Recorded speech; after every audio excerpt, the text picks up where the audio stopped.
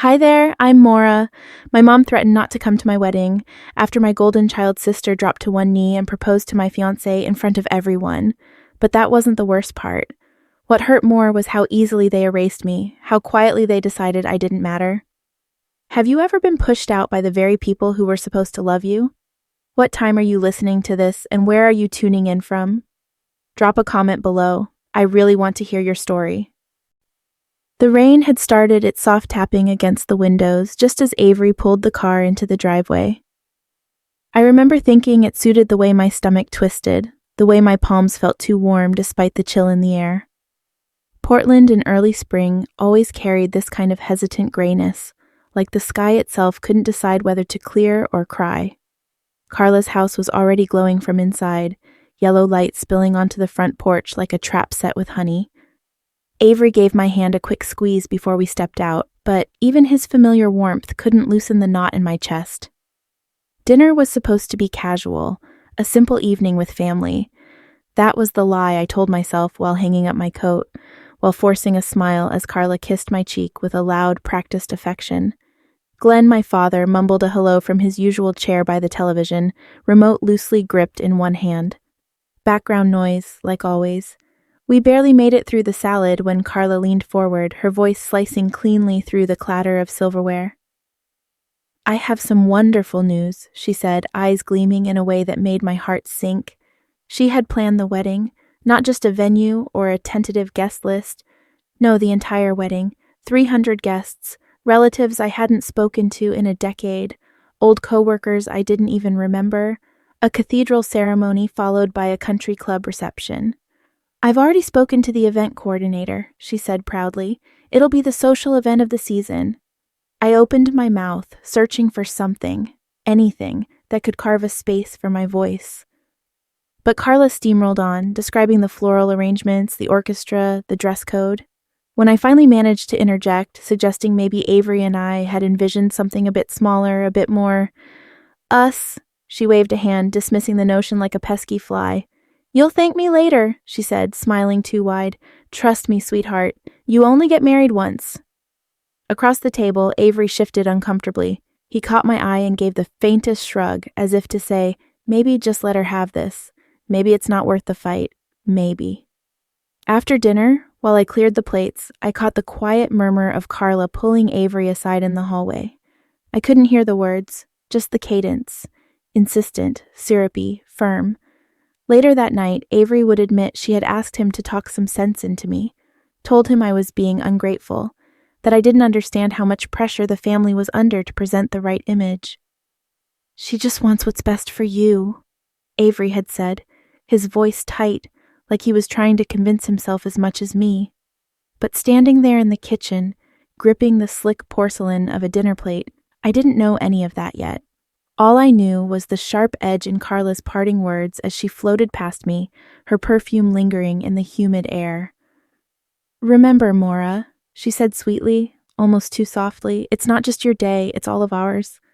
My fingers tightened around the plate until I feared it might crack. It started small, a shift in the way Avery touched my hand, the way his smile didn't quite reach his eyes anymore. We still sat together on the couch every evening. We still talked about wedding details between sips of coffee. But there was something missing. Some invisible thread that used to pull us closer now lay frayed and loose between us. I told myself it was just stress. Planning a wedding, dealing with family, it was enough to strain anyone. And yet, when I caught him lingering over his phone one night, his thumb hesitating over a message he hadn't shown me, something cold and slippery wrapped around my ribs. He set the phone face down on the coffee table, but not before I glimpsed it, Lacey's name lighting up the screen. I didn't mean to pry, I really didn't. But when Avery went to shower, I picked up the phone, heart hammering louder than the rain against the windows. It was a short message, almost harmless on the surface. Just worried about her. You know how she gets under pressure. Under pressure. It festered in my mind long after Avery brushed it off with a casual shrug. "She's just being Lacey," he said. Always overreacting. The words tasted like metal on my tongue. That night while Avery slept, I sat at the kitchen table, the glow of the streetlight bleeding through the blinds. I thought about the times when Lacey's version of me had been the only one anyone believed. When I was 9 and Lacey had broken the neighbor's window but blamed me, and I spent the summer grounded. When I was 17 and struggling with school, and Lacey had laughed about it at a family barbecue, turning my private ache into public sport. She had always been better at telling my story than I was. The next day, it got worse. A friend of mine, someone I hadn't spoken to in months, forwarded me a post making the rounds in private family circles. Photos from years ago, me crying at my high school graduation, me looking disheveled during a hospital stay, captioned with careful wording about concern and fragile moments. I wanted to throw my phone across the room. Instead, I set it down gently, palms sweating, head pounding. Later that night, I confronted Avery. His face fell when he realized I knew. "I saw them," he said quietly. "But it doesn't matter, they don't mean anything." They didn't mean anything, but the way he said it, the way his eyes darted away for just a fraction of a second before he spoke, it hollowed something out inside me. We lay side by side in bed, the distance between us wider than the mattress itself. Avery's breathing evened into sleep, but I stared up at the ceiling, tracing invisible cracks in the plaster with my eyes. Did he still see me? Or had Lacey already rewritten me in his mind the way she always did? The sun broke through the clouds just enough to cast a thin, false gold over the driveway as we pulled up to my parents' house. From the outside, everything looked ordinary, just another family gathering, just another Saturday lunch, but the quiet knot inside me twisted tighter. Avery squeezed my hand before we stepped out, but neither of us said a word. Inside, the house buzzed with familiar noise, laughter from the kitchen, clinking glasses, someone's phone buzzing against the counter. Carla was in her element, moving swiftly between guests, her smile wide and bright. She spotted us immediately, ushering us inside with a wave as if we were late to our own party. Except it didn't feel like our party. There were no banners, no congratulatory signs, no hint of the engagement we were supposedly here to celebrate. Instead, as plates were passed and glasses refilled, the conversation drifted seamlessly to Lacey's recent promotion at the elementary school. "She's the youngest head teacher they've ever had," Carla beamed, dabbing her eyes dramatically with a cloth napkin. "I'm just so proud." The table erupted into applause, and for a moment even Avery clapped along before glancing at me guiltily. I forced a smile, the muscles in my cheeks straining as the warmth drained from my body.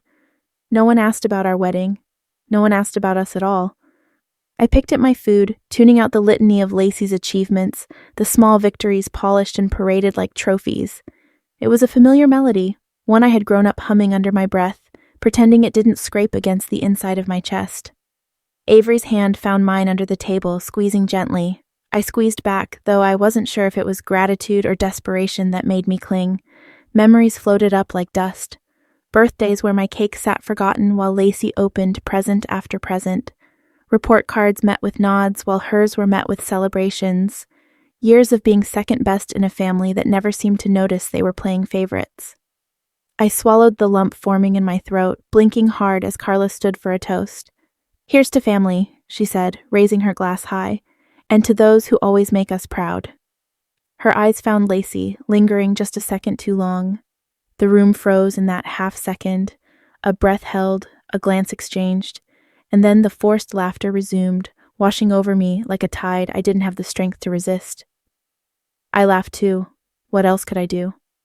On the drive home, I stared out the passenger window, watching the gray city blur past, the seatbelt pressing a firm, familiar line across my chest. It almost felt comforting, the way it held me in place when everything else kept slipping through my fingers. The rain dripped steadily against my apartment window, a low, relentless tapping that felt almost intentional. I sat on the couch, half wrapped in an old knit blanket, staring at my laptop. The subject line of the email glared back at me. Wedding guest list final. My finger hovered over the mousepad longer than I cared to admit. I already knew whatever waited behind that click wasn't really meant for me. When I opened the file, the names blurred into a sea of unfamiliarity. There were Carla's old co-workers, distant cousins I hadn't seen since I was 10, vague family friends who wouldn't recognize me if we passed each other on the street, 200 names, 200 strangers invited to celebrate the most personal day of my life. A message popped up right after. Already sent to the venue. Hope you're grateful, sweetie. Grateful. The word sat in my mouth like a stone. I leaned back against the couch, my lungs struggling to find space in the crowded room of my chest.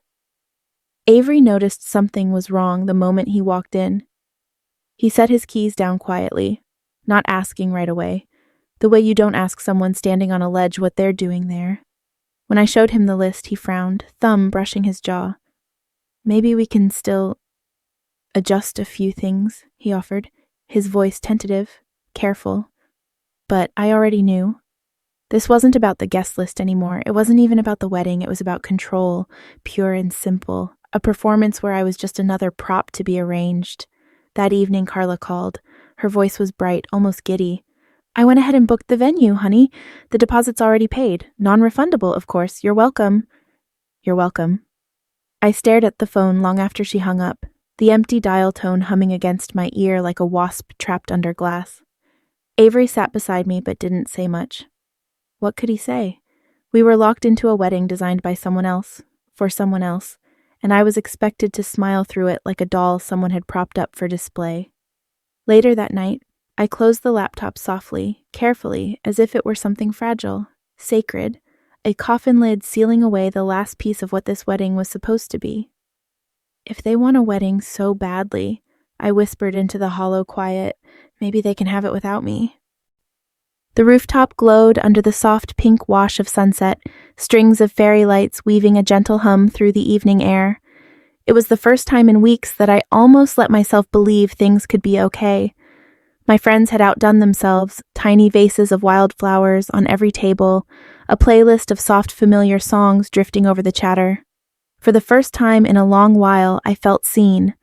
I let Avery pull me into a laugh, let myself enjoy the way he twirled me once, clumsily, in the small clearing near the tables. Maybe, I thought, the worst was behind us. I was mid-conversation with an old college roommate when I heard the sharp clink of glass against silver. I turned, heart already folding into itself. Lacey stood on a chair, beaming, a cheap plastic ring pinched between two fingers. "I have a surprise," she chirped, her voice slicing clean through the soft evening air. Before I could move, she dropped to one knee in front of Avery, holding the ring up like some grotesque parody of love. "Avery," she bellowed dramatically, "will you marry me instead?" There was a beat of pure, stunned silence, then nervous laughter, scattered and broken. I froze, the drink trembling in my hand. Avery gave a strangled sort of laugh, reaching down to haul Lacey to her feet. His face was red, tight with discomfort, but he smiled anyway. The way you do when you're trapped and everyone is watching. I stood there, cemented to the spot, as Lacey threw her arms around him in a mock embrace, the plastic ring falling and skittering across the floor. My friends watched. Some laughed, some looked away, pretending to check their phones. The humiliation burned through me, raw and bright, hotter than the setting sun overhead. I smiled. Of course I did. It was the only armor I had left. Later, as the evening stretched thin and brittle, Lacey sauntered over, tossing her hair like she hadn't just gutted me in front of everyone I loved. "Relax, sis," she laughed, loud enough for the surrounding tables to hear. "It was just a joke. Don't be so sensitive." Behind her, Carla shook her head, wearing that familiar look of fond exasperation. "Honestly, Maura, you really do need to lighten up." The words sliced deeper than they should have, finding old wounds still tender beneath the surface. Avery said nothing, just squeezed my hand under the table again, an empty gesture that only made the hollow inside me widen. I watched Lacey bask in the attention, glowing under the strings of fairy lights like she was the one getting married, like she was the star of a show I hadn't realized I was never meant to headline. And in that moment, something settled hard and cold inside me. They didn't just want to control my wedding. They wanted to erase me from my own story. The store was unusually quiet that afternoon, the kind of thick, heavy silence that seemed to press against the windows. I was shelving a new shipment of poetry books near the front when the door flew open with a sharp jingle, the chime clanging too loud against the stillness. Carla stormed in like a thundercloud ready to break. She didn't bother with a greeting, didn't glance at the few customers browsing quietly in the aisles. Her face was set, her jaw tight, her hands clenched into fists by her sides. "There you are," she hissed, loud enough to draw startled looks from the nearest shelf. I straightened up slowly, heart thudding once, heavy and certain. I knew that look. I had been the target of it since I was old enough to have opinions. "You think you're so smart, don't you?" Carla's voice cut through the bookstore like a blade, "throwing away everything your family's done for you, making a spectacle out of us." "Mom, not here," I said under my breath, shooting a desperate glance at the customers now pretending to be deeply fascinated by the greeting card section. But she ignored me, stepping closer, her voice rising. "Ungrateful, dramatic, always making it about yourself. You think you're better than the rest of us because you read your little books?" Heat crept up my neck. I forced myself to stay calm, to keep my voice low. "Let's go talk in the back, please." Carla laughed, a harsh sound that bounced off the walls. "Oh, now you want to hide? Now you're embarrassed? You should be—" One by one, the customers slipped out, their eyes carefully averted. The little bell above the door jingled each time, a painful reminder of who was staying and who was fleeing. Avery arrived midway through the tirade, his face creasing in concern. He tried to step between us, tried to soothe, but Carla brushed him aside like a leaf caught on her coat. "This is family business," she snapped. And just like that, she turned to me again, eyes blazing. "You're a disgrace, marrying out of pity, ruining our family's reputation." I said nothing. What was there left to say? Later that evening, after closing early and locking the door behind me, the whispers began to find me. Tiny threads of gossip floating through the neighborhood, into my phone, curling around my friendships, stories about how I was mentally unstable, that I wasn't fit to marry, that poor Avery was being trapped into a nightmare. People stopped texting back, invitations dried up, conversations paused awkwardly when I walked into the coffee shop. And Carla's smile, the last time I saw it, was tight and satisfied, like a hunter who had finally flushed the prey from the brush. I leaned my forehead against the cool glass of the bookstore door, staring out into the dimming street. This wasn't about a wedding anymore. It was about survival. The envelope was waiting for me when I got home, tucked neatly between a stack of flyers and the latest bills. It stood out immediately, thick cream paper, my name written in my mother's elegant, old-fashioned script. I turned it over in my hands for a moment, feeling the weight of it, the finality. Inside was a copy of the letter Carla had already sent out to half the town, dozens of relatives, friends, even neighbors who barely knew us anymore. The words swam before my eyes, but the message was painfully clear. Maura was selfish. Maura was unstable. Maura was ungrateful and cruel and determined to shame the family by refusing to cooperate with reasonable traditions. Nowhere in those pages was there a single mention of Carla's interference, her manipulations, the suffocating control she had cloaked as love. It was all my fault. I sat on the couch, the letter limp in my hand, as the late afternoon light faded into a bruised, dark sky. The silence in the apartment was so thick it felt alive, curling up around my ankles, settling in my chest. The next days blurred together in a kind of muted dread. I noticed the shift almost immediately, people pulling away, conversations cutting off when I walked into a room. On social media, family friends quietly unfriended me. Invitations I'd been looking forward to disappeared without a word. Even Glenn, my father, ducked his head and kept walking when we crossed paths outside the grocery store, like I was a ghost haunting his convenience. The worst part wasn't the isolation, it was the familiar ache of recognition. They had always wanted me small, obedient, invisible. Now, they had succeeded. A few days later, another blow came, secondhand, because of course they didn't invite me directly.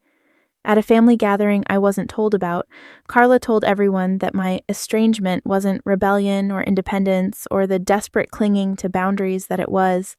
No, it was a breakdown, a mental collapse, something pitiful, something that needed pity and whispered prayers behind closed doors.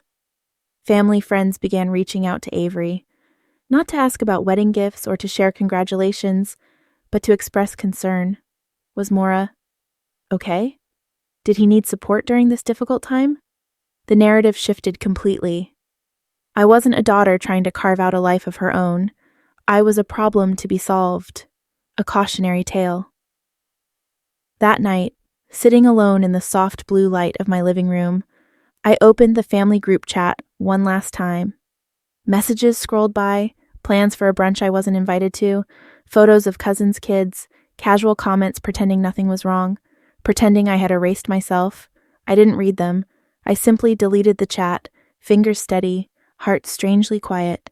If they wanted me gone so badly, maybe it was time I finally disappeared. The garden smelled like wet earth and faintly crushed flowers, a bittersweet perfume clinging to the crisp air. I tightened the shawl around my shoulders and glanced at Avery, who offered a strained smile. We were earlier than we needed to be, but I didn't want to risk anything else going wrong. The setup was beautiful. Rows of white chairs, a simple arch woven with ivy and soft blush roses. It should have felt like a beginning. Instead, it felt empty. At first, I told myself people were just running late. Traffic, bad directions, something simple and fixable. But as the minutes dragged on, the seat stayed stubbornly vacant, the laughter we expected never arriving. Avery's phone buzzed first. "Sorry, can't make it. Got invited to Lacey's thing last minute." Another buzz. "Thought it was today too. Lacey's party sounds amazing." I stared at the screen, each message hitting harder than the last. Somewhere, blocks away, there was another celebration. Balloons, music, a crowd of familiar faces laughing and clapping. Not for us, but for her. For Lacey. I scrolled through social media, numb fingers betraying my better judgment. There it was, a wide shot of Lacey standing under a banner that read, "Congratulations, Lacey." A cake, a crowd, a vibrant party unfolding like the day had always belonged to her. In the photos, I spotted faces I had once called friends. Faces who had RSVP'd yes to our wedding weeks ago. Faces who were supposed to be sitting in these empty chairs. Avery tried to hold my hand, to squeeze some comfort into me, but my skin felt too thin, too raw to accept it. Carla had personally invited them, I found out later. Told them my wedding was causing too much drama, too much tension. Told them Lacey deserved a celebration, a happy day unmarred by selfishness. I thought about all the years I had tried to be good enough, quiet enough, accommodating enough. All the birthdays and graduations and job promotions where I clapped and smiled and swallowed the part of me that wondered if I would ever be the one they clapped for. Now, there was no wondering left. They had made it clear. I stood there as the officiant cleared his throat awkwardly, asking if we wanted to wait a little longer. I shook my head. No more waiting. I took a deep breath, squared my shoulders, and stepped forward, not to salvage a ruined day, but to reclaim it. This wasn't about them anymore. It never really had been. The aisle was nearly empty, and still, somehow, it was beautiful. I gripped Avery's hand as we walked forward together, the cool breeze lifting the hem of my dress, the faint sound of the officiant's voice threading through the air. The chairs that remained were filled by the people who mattered most, a handful of true friends, faces that didn't shift or flicker with secondhand shame or guilt, just steady, quiet love. It was not the wedding I had imagined, but it was real, and it was ours. Later, at the tiny reception under the fading light, someone pulled me aside and showed me a photo from the other party, the one I hadn't been invited to but had known was happening. Lacey, in her flawless makeup and perfect dress, was down on one knee again, this time mock proposing to another guest. A huge plastic ring held aloft, a sea of laughing faces behind her.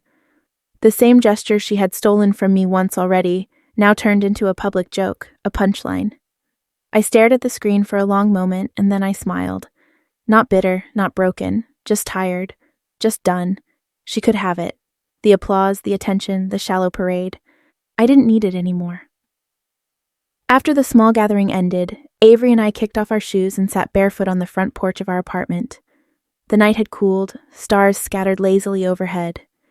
Avery handed me a mug of tea, and for a while we just sat there, saying nothing, letting the silence settle over us like a balm. I finally found the words tucked deep inside me. "I feel free," I said, voice barely above a whisper. Not healed, not whole, not yet, but free. Avery didn't say anything. He just leaned his head lightly against mine, the kind of wordless support I had spent years craving from the wrong people. I thought about everything Carla had done, about Lacey's cruelty masked as charm, about Glenn's empty silence, the complicity of Marla and Shannon, and for the first time I realized it didn't matter if they ever apologized. It didn't matter if they changed or understood. I wasn't waiting anymore. I wasn't shrinking myself smaller to fit into their version of love. I wasn't begging for a seat at a table built on conditions.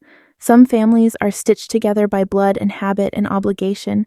Others are crafted slowly, deliberately, from trust, from kindness, from choice. Maybe my real family had started today, on this porch, under this quiet, forgiving sky. I looked up, letting the cool air sting my lungs in the best way, and thought, maybe some families are meant to be built from scratch, not inherited. Life teaches you that not every relationship built by blood deserves to last a lifetime. Sometimes healing doesn't mean patching the old. It means stepping forward into something new, something better. I learned that the hard way, but I learned it fully. You don't owe anyone your silence just to keep their comfort. You don't have to shrink yourself to fit into someone else's story. You are allowed to walk away, even if you walk alone for a while. In fact, that walk might be the bravest, most necessary step you ever take. Have you ever had to make a painful choice for your own peace? I'd love to hear your story. Share your thoughts below, whether it's a moment you chose yourself, a lesson you learned, or just a piece of your heart. If this story touched you, please leave a comment with the number 1 or let me know where you're watching from. And if it didn't quite land for you, I genuinely welcome your feedback too. Tell me why and where you're tuning in from. Don't forget to subscribe to the channel if you want more stories that dive deep into the messy, beautiful journey of life, healing, and becoming who we are meant to be. Your voice matters here. See you in the next story.